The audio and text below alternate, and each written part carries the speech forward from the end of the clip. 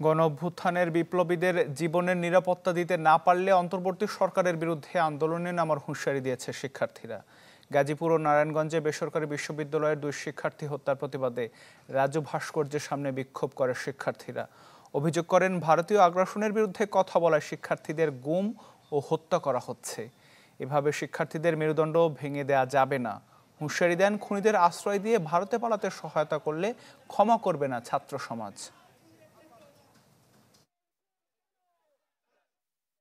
বিগত 12 এবং 14 ডিসেম্বরে যাদেরকে হত্যা করা হয়েছে তারা কিন্তু আমাদের এই অভ্যুত্থানের শক্তি, এই অভ্যুত্থানের লড়াকু সৈনিক ছিল বন্ধুগণ। এই গুপ্ত হত্যার অতি দ্রুত বিচার করে। যদি আজকে এই সরকার বিপ্লবীদের নিরাপত্তা দিতে না পারে তাহলে আমরা এই সরকারের বিরুদ্ধেও আন্দোলন করব।